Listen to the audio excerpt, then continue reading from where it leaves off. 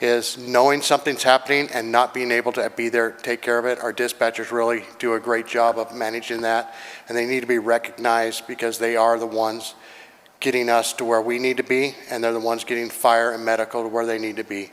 And if you just think about what they have to handle for the fire evacuations, they're handling hundreds of 911 calls, they're coordinating multiple agencies, they're talking to the officers, they're talking to the firefighters, and they're doing it calm, collected, and they're getting it right. So I would like to take this time to thank my public safety dispatchers. I have the greatest group right now working for me. Couldn't ask for a better bunch of hard-working individuals who really care about their department and their citizens. Thank you. Let's give them a round of applause, and then I'll go into this. All right. The proclamation is April 9th through the 15th, 2023, as National Telecommunications Week in Mount Shasta, California. Whereas emergencies can occur at any time that require police, fire, or emergency medical services. And whereas when an emergency occurs, the prompt response of police officers, firefighters, and paramedics is critical to the protection of life and preservation of property. And whereas public safety dispatchers are the single vital link to our police officers and firefighters by monitoring their activities by radio, providing them information, and ensuring their safety. And whereas the City of Mount Shasta public safety dispatchers play a vital role in the protection of human life and property in our community. And whereas public safety dispatchers are the first and most critical contact our citizens have with emergency services, whereas the safety of our police officers and firefighters is dependent upon the quality and accuracy of information obtained from citizens who telephone the Mount Shasta Police Fire Communication Center, and whereas public safety dispatchers of the Mount Shasta Police Department have contributed substantially to the apprehension of criminals, suppression of fires, and treatment of patients, and whereas dispatchers efficiently coordinate emergency service to both man-made and natural disasters to ensure the health and safety of our citizens, travelers and tourists in our city, on our highways, and backcountry 24 hours a day. And whereas Mount Shasta public safety dispatchers endure long shifts and handle frequent life and death emergencies, dispatchers set high standards in performing their duties in a dedicated, diligent, and compassionate manner. And whereas dispatchers rarely visible to the public while performing an exceptional service that deserves praise and recognition. And whereas dispatcher has exhibited compassion, understanding, and professionalism during the performance of their job in the past year. Now, therefore, I, Tessa Kluwer, Mayor of the City of Mount Shasta, do hereby proclaim the week of April 9 through 15, 2023, as National Telecommunications Week in Mount Shasta in honor of the men and women whose diligence and professionalism keep our city and citizens safe.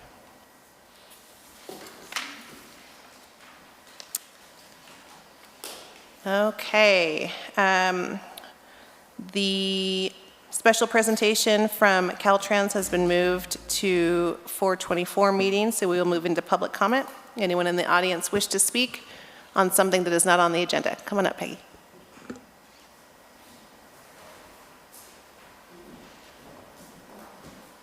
So good evening, my name is Peggy Risch, and I'm a resident of Mount Shasta. And I just wanted for whoever's listening to bring to attention that the draft housing element became available last Wednesday, and that the Planning Commission will be receiving comments on it next week. And there's a lot of pages, so I'm just weeding my way through it. But of interest is that there are a lot of new housing laws that are described in there and how the city needs to adapt to that. So, and just a shout out to Kathy for sending that out so I didn't have to find it on the website. So thank you for that. And that's it. Thank you. Thank you, Peggy. Anyone else in the audience wish to speak? And anyone online? All right, we will close public comment and go to council and staff comments. Muriel, anything to report on behalf of Todd or yourself? Okay, any other staff? Council? All right, we have a LOLA meeting this Wednesday that I will attend. Anyone else from council going? Tim? John? Okay. Great. We will move to committee updates. Anything from DIAC or the others to report from? Okay. Cruising right along. Number 7, consent agenda. The city manager recommends approval of the following consent agenda items. All resolutions and ordinances on this agenda or added hereto shall be introduced or adopted as applicable by title only, and the full reading thereof is hereby waived. A, approval of minutes, March 13 special and regular city council meetings. B, committee minutes, beautification committee 12/15/23. C, approval of disbursements, accounts payable 3/22, 3/27, and 4/3/23. Total gross payroll and taxes for period ending 3/19/23. D, monthly police report, March 2023. I don't move to approve consent agenda items A through D by title only. Second. All in favor? Aye. Aye. Item 8, public hearing, first reading of ordinance CCO-23- doesn't have a number yet. An amendment to ordinance 18.91 cannabis industry land use. Chief? Thank you, Mayor and Council. In May of 2021, the City of Mount Shasta received funding from Proposition 64 funds. This grant allowed us for the hiring of a full-time community service officer. One of the requirements was for the community service officer to review and enforce marijuana rules and regulations as it pertained to both commercial and private entities. During the review process, it was discovered that the Mount Shasta Municipal Code Section 18.91 was lacking in several areas when it came to private cultivation, namely there was no language requiring annual review or inspection and no mechanism to hold those persons found in violation responsible, and this is in regards to the personal garden tags. This amendment addresses those deficiencies and provides for clear direction for those that wish to obtain a permit, as well as the ability to enforce and hold responsible those that violate the ordinance. I respectfully request the City Council to approve the amendments dealing with the marijuana land use. Any questions?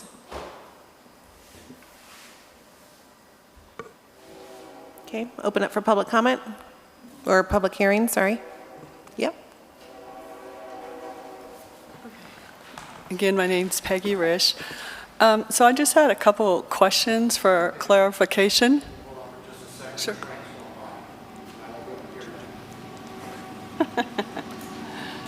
I get to see it.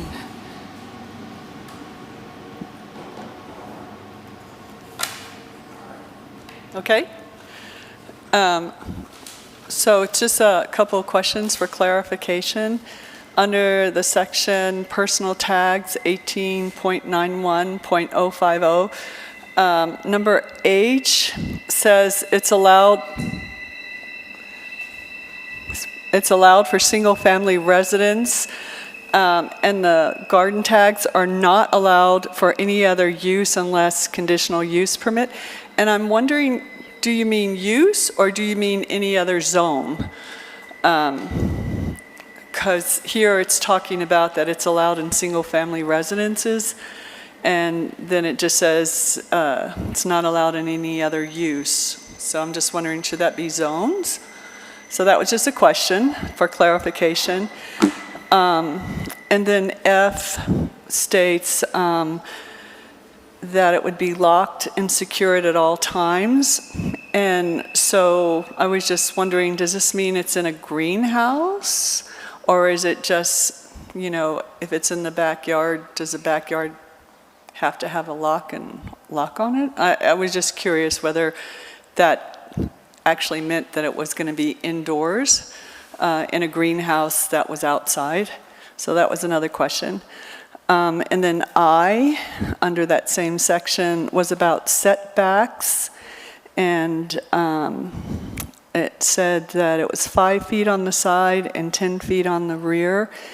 And, I haven't had any problems where I live, but I was just making a suggestion that if you want to have a exemption that could be made to the planning department, and we don't really have a planner right now who kind of maybe understands the dense neighborhoods from the more spacious ones, that maybe the side setback could be 10 feet also, since you do have the clause in there for an exemption that would go to the planning department, and then it's just 10 feet on the side and 10 feet on the back, instead of being 5 feet on the side.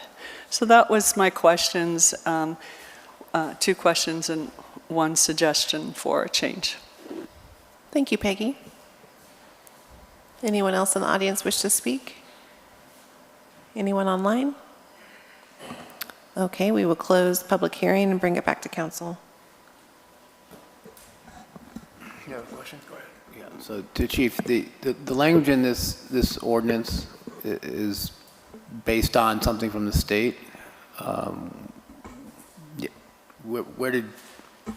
Who's the author of the material? Probably yourself. I don't, Myself and What I'm, code enforcement officer researched different communities that had the similar language. This come from Sacramento. okay. This is based off mirroring the changes that were with the Sacramento Okay, so ordinance you would down say there. it's consistent with Yes. other municipalities and with state law, right? Yes, and to help answer, like this feet setback, that went through the planning commission. That was done when Juliana was here. There's no change to that. That's the kind of same setbacks that the county uses and the state uses for setbacks. And it just requires that, and the lock, if I may, real quick, you got to have it fenced and it has to be locked. It's not designed to be an indoor grow. It's designed to be an outdoor grow, but fenced and locked.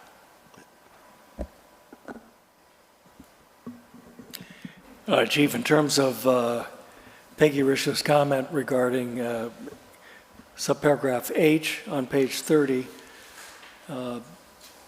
it does sound like it would be clarified if it were not allowed for any other zone unless a conditional use permit is obtained. Otherwise, it does seem ambiguous. Would you be supportive of changing it from use to zone? Well, I would,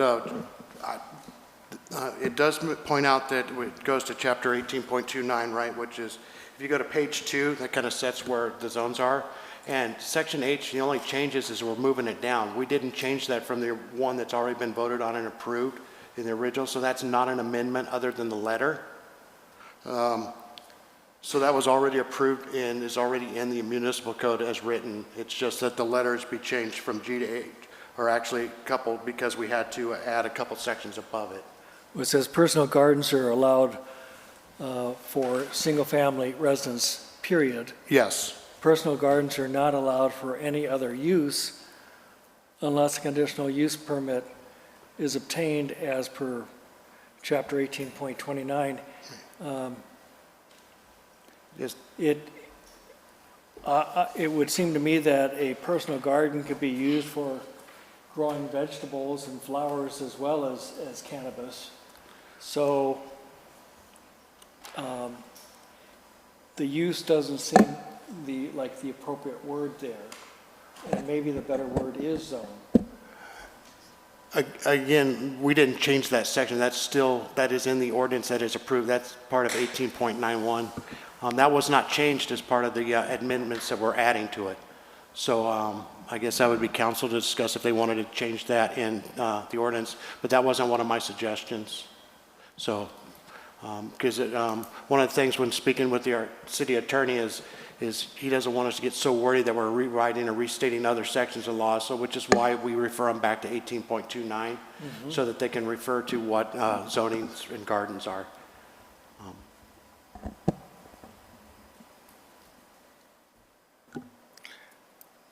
Thank you.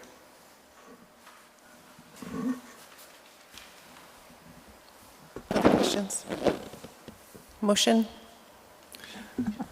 I would move approval of the first reading of the ordinance amending Chapter 18.91 of the Municipal Code dealing with land use regulations for cannabis by title only, substituting in paragraph H the word for zone rather for the word use, where it says allowed for any other use. I don't know that we, if I may, I think what Chief Gibson was saying is that that verbiage was already agreed upon by previous council, and that the amendments that he's making has nothing to do with that other than moving that down a couple paragraphs. So if we move that,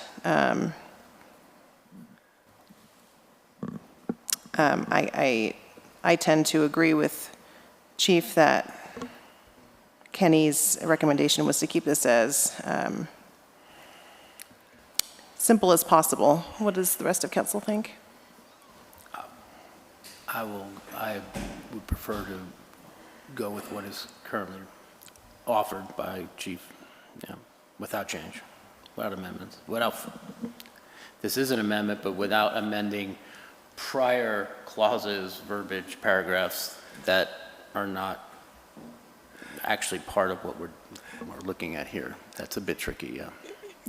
Because this is the only thing before us, I can't make a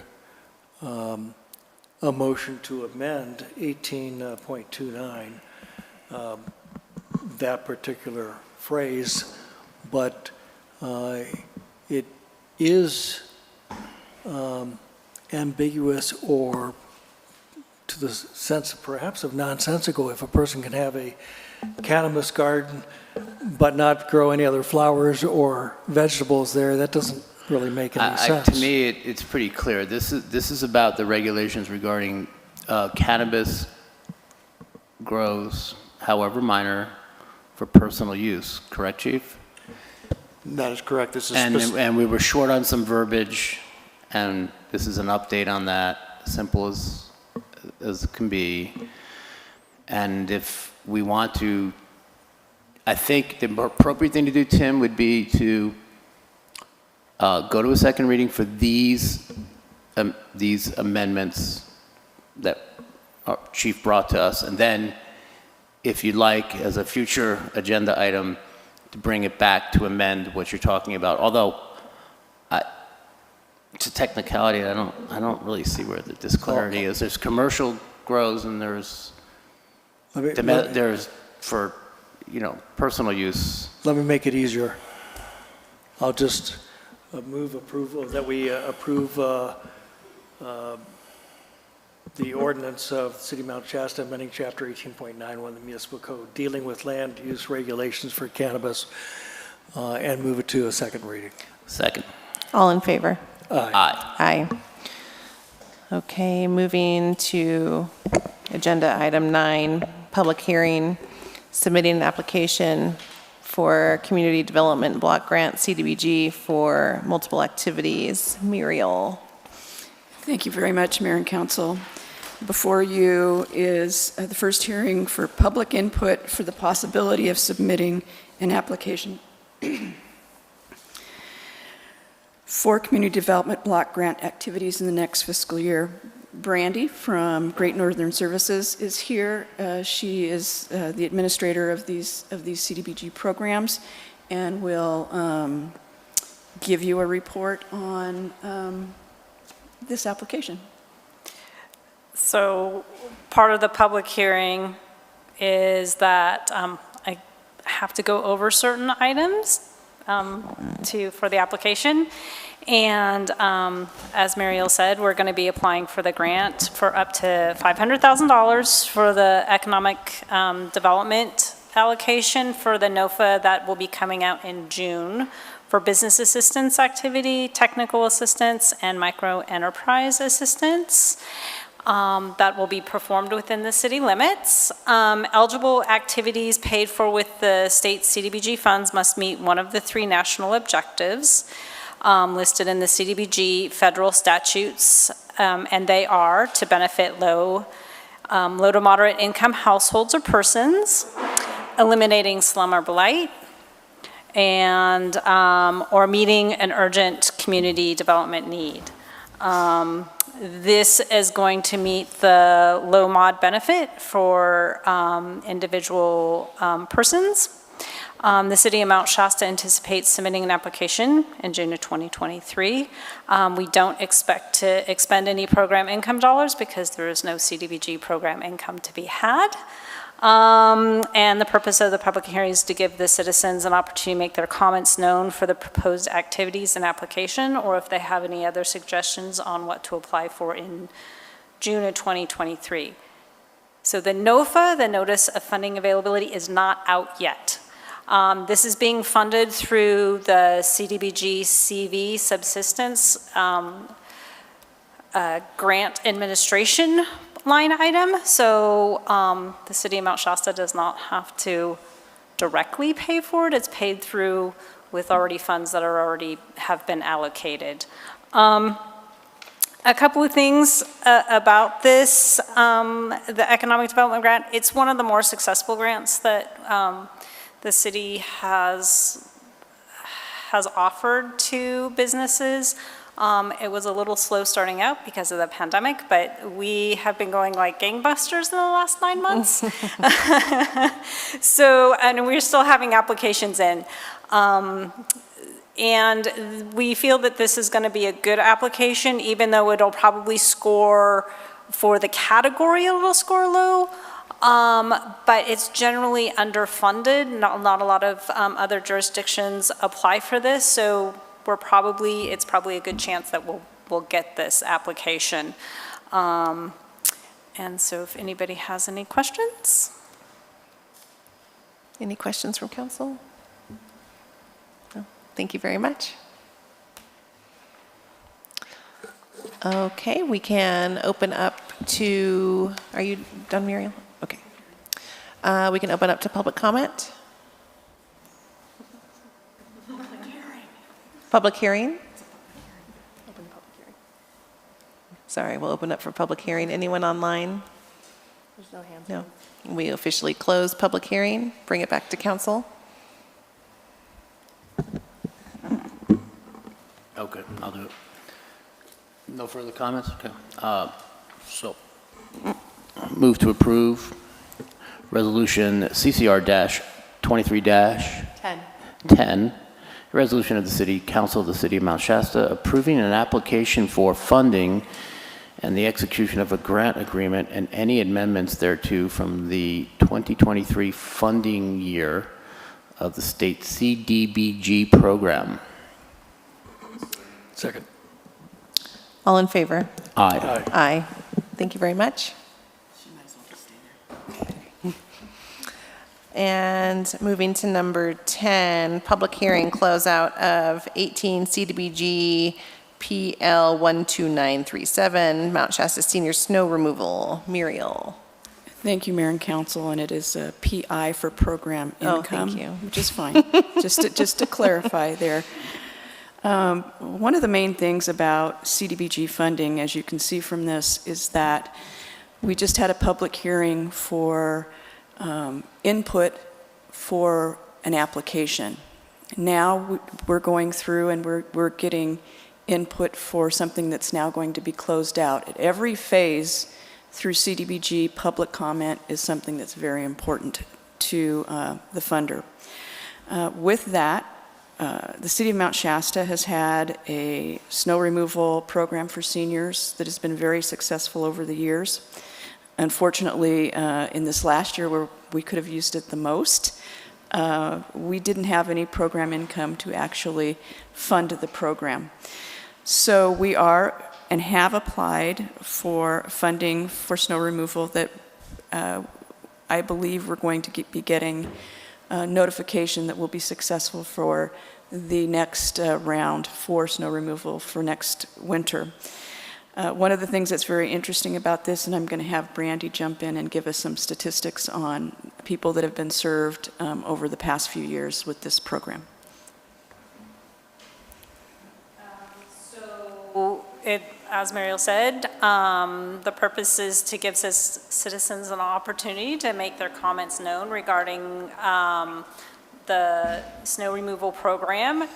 We heard from a lot of people this year, of course, when we really, really could have used it, that they were disappointed we didn't have it. They understood that we didn't have funding for it, and they want to be put on the list for next year. And from personal experience, for my mother, it would have been great, because it did get quite expensive this year. And those that are on limited incomes, especially those that are, well, it's for seniors and those that have disabilities. I will wait, even though I could probably speak louder than the train.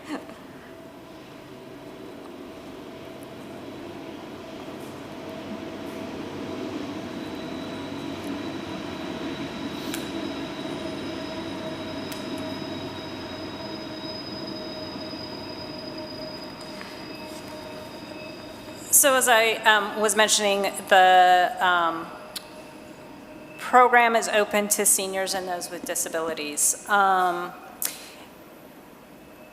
In most seniors, even though it's open to those seniors who don't necessarily income qualify, it's as a broad category that we can serve all seniors. It does help defray costs, especially those with low income. You know, $40 to clear a berm, or $60 or $120 or whatever is out there. It's, you know, it takes away from their medication, it takes away from food, and then also it could land them in the hospital, or not being able to get out to get food or whatever. We generally, it lasts from November 1st to March 31st, depending if we have snow outside of those months. For this program, it assisted 408 households, or 549 people over the 3-season period that it was implemented.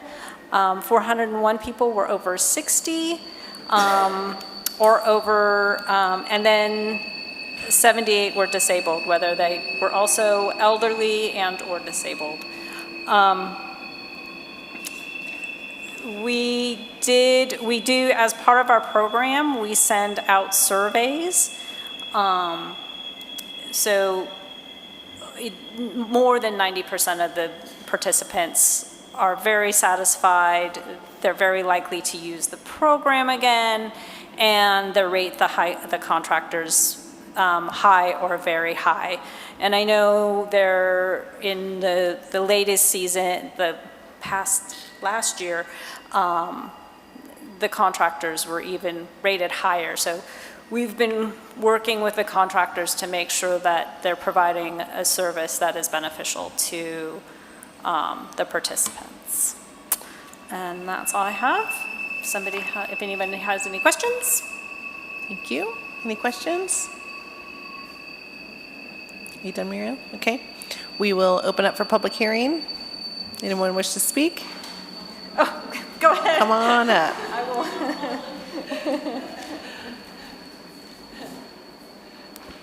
Again, I'm Peggy, and a lot of my neighbors who fit that category that you mentioned have really benefited from the program. It has kept them basically from slipping and falling and breaking bones. So I'm really happy that it's back, and as many residents who fit that category, I think it's awesome. It's a really wonderful program, so thank you. Thanks, Peggy. Anyone online? Okay, we will close public hearing. Back to council.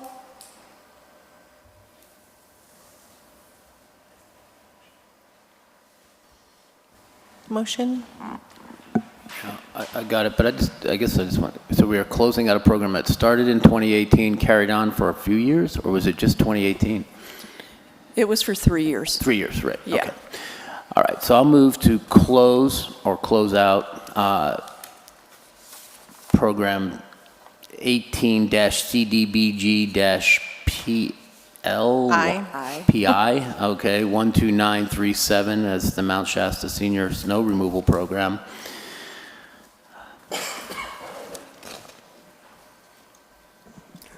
I'll second that. I don't know that it actually needs a motion, does it? No. It was just for a report, but Oh, it was a report? Oh, okay. Oh, Well, there we go. retract that? sure. I will retract that motion because it's unnecessary. Thank you very much. All right, there are no outside meetings. Number 12, future agenda items.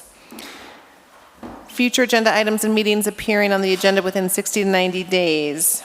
Staff report, sidewalk program, 424. First reading of outdoor dining ordinance, 424.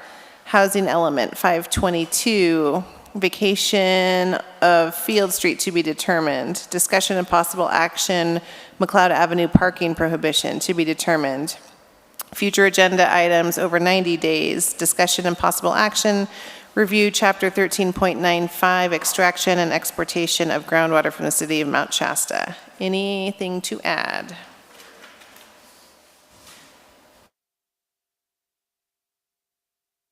We are adjourned.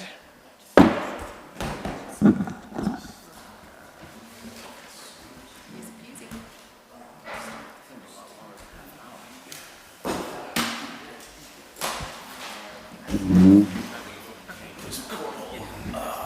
know, it's like, what? That's so exciting.